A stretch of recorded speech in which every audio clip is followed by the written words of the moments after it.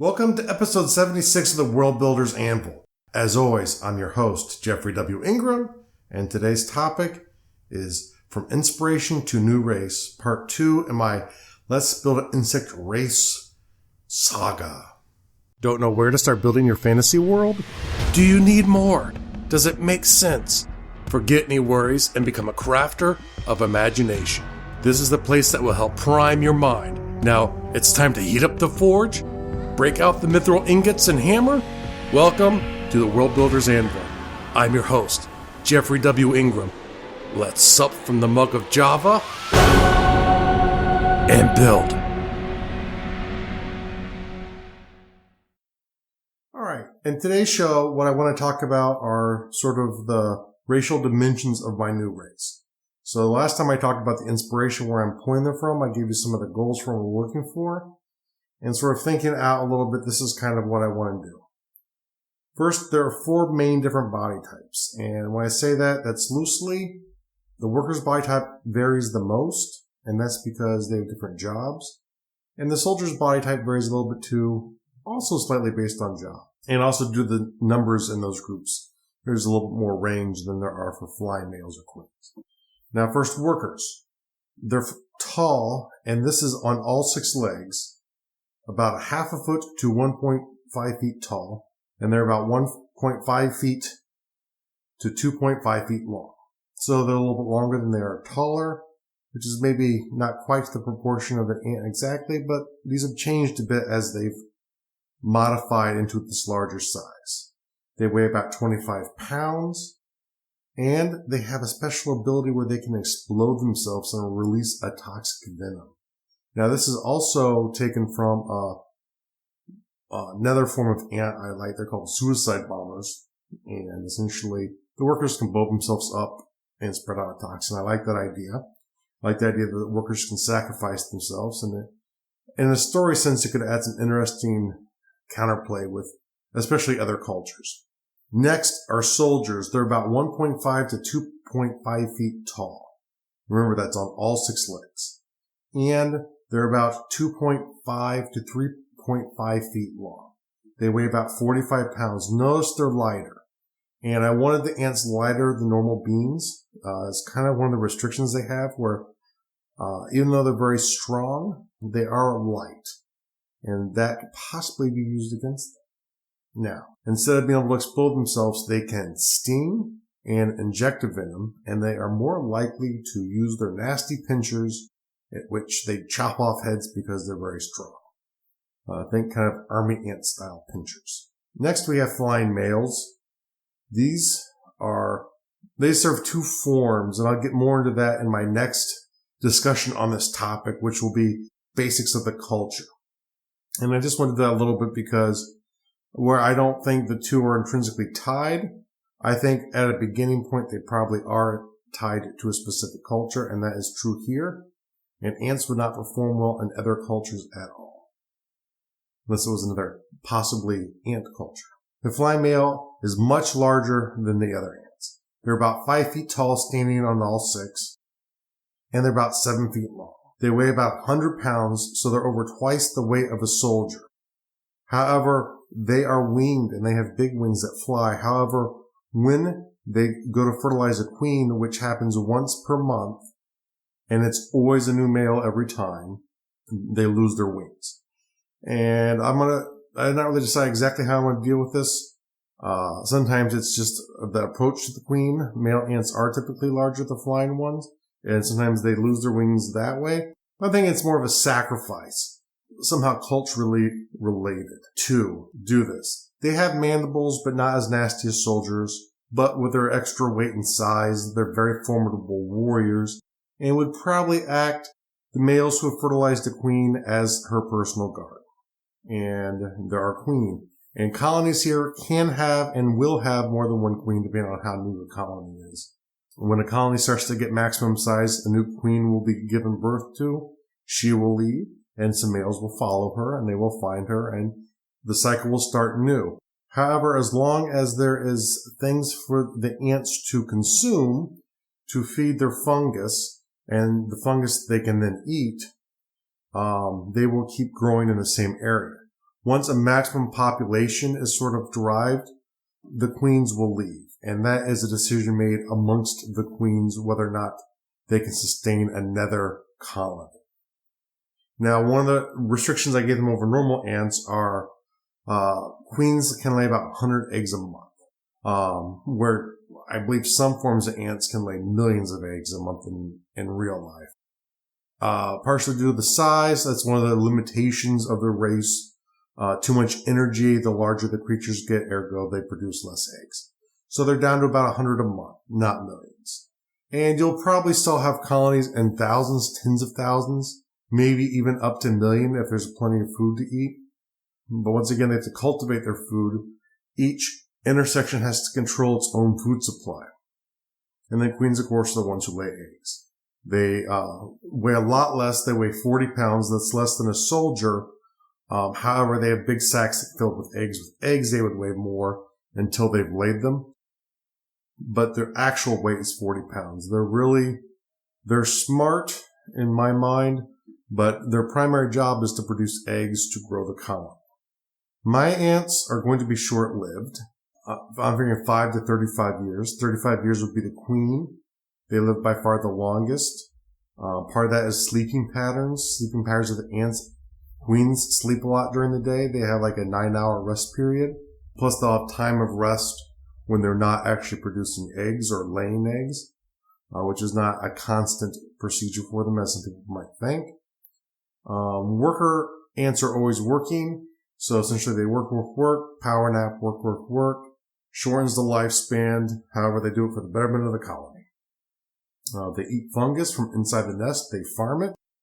They bring in biomaterial and feed into it certain kinds of work that it feeds off of. This particular ant race, which still has no name, and you still have time to give me your opinion of what a name should be for them. Just contact me at Jeffrey W. Ingram at Jeffrey W. Ingram on Twitter. Then these ant races essentially create this fungus, as I talked about in the last one. I'm directly bringing that in. However, they use bamboo. It's a much larger thing, and they can even use small trees. They can actually carry even larger trees if they need to. But biomatter, a lot of it will go into there. Not all biomatter is eaten by the fungus. However, the biomatter that they do not use, the ants can generate some of that pus, and they can use their venom to actually transform it into materials to weave it into clothing for which they can trade, and they will usually use trade to gather new biomaterial. Their fungus does not strictly eats some plant material.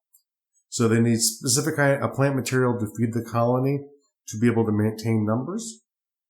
If they don't, parts of the colony might break off and move off on their own into another area. But I picked bamboo because bamboo grows really quickly, much like grass does.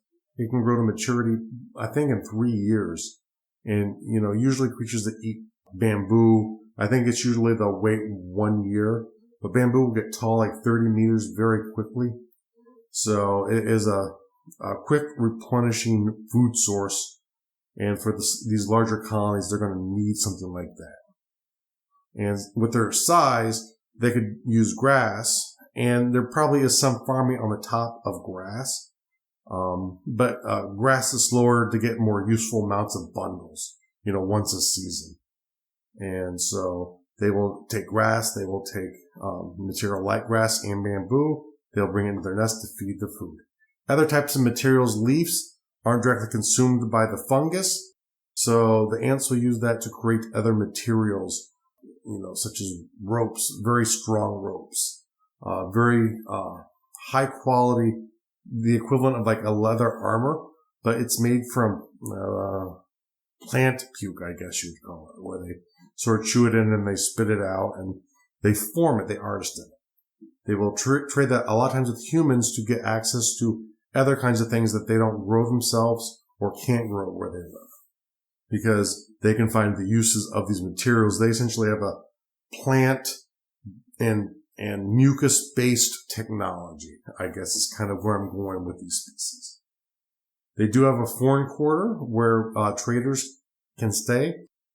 Typically, they don't do diplomatic negotiations with people.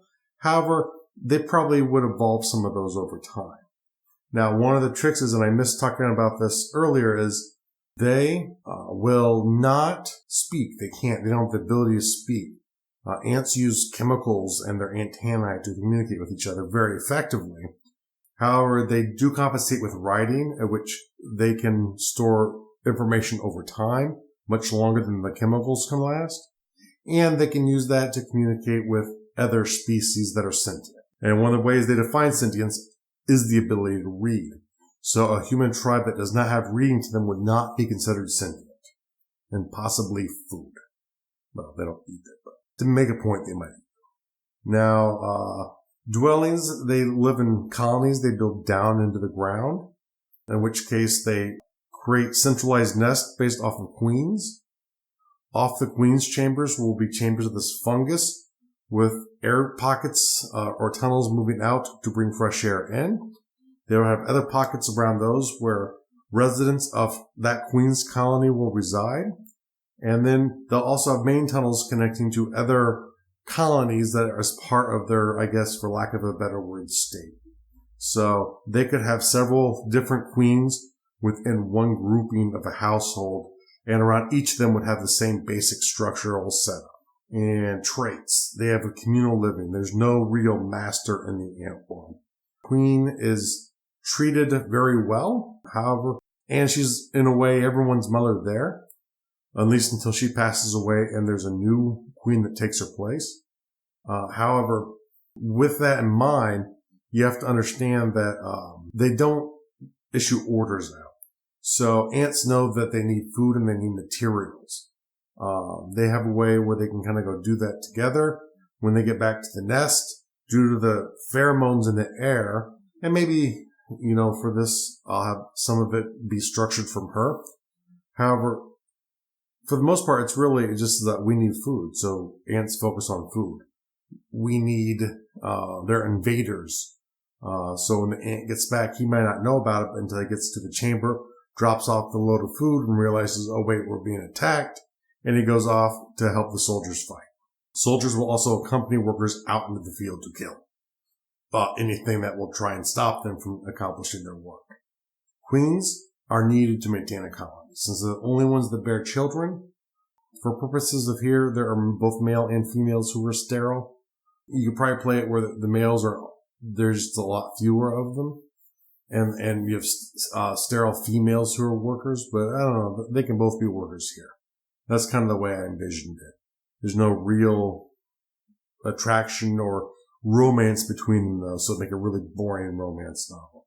But without a queen, the colony dies. And one of the adaptations they made as a race was earlier on, they had one queen, and that was it. If a new queen was born, she went away.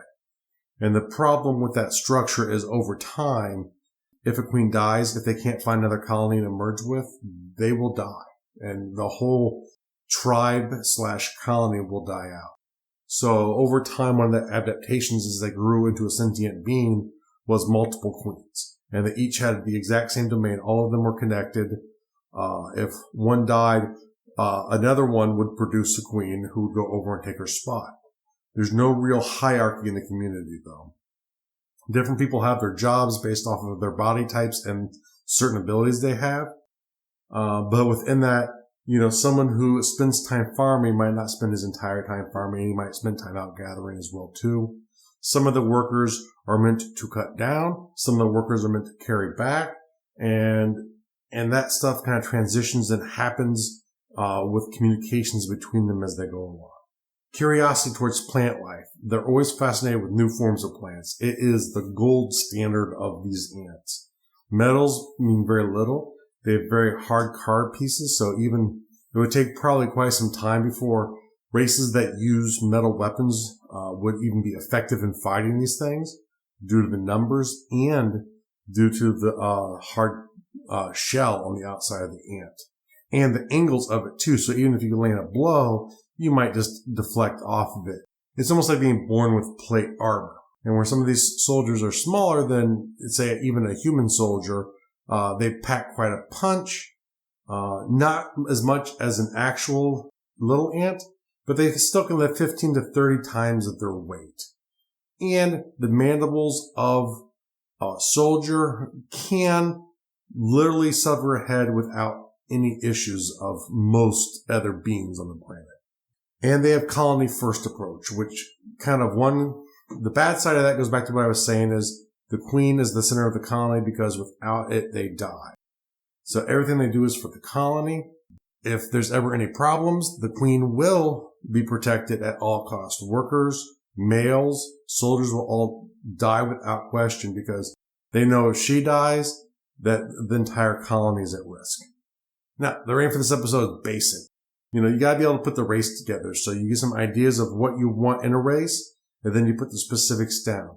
And once again here, there's probably little hints, and you can kind of see where maybe a bit of the culture is going. And I'm going to do an episode on the basic culture for this ant race as well, too. But the thing to keep in mind is it's always going to change, and you can do it differently. You could have an insect race that's completely different than mine, even if they're from an ant origin. So don't get too caught up on what it's supposed to be. Just get caught up on what it is. The world building task for the day. Write out the specs for your new race, the insect race that you created your inspiration for last time. Come up with some specs on what you want that species to look like. Maybe you keep them small, maybe you make them giant, whatever you want to do, write it out. The real world task for the day, keep humble in all things. And I don't mean that in the sense that, belittle yourself or don't take your strengths into consideration.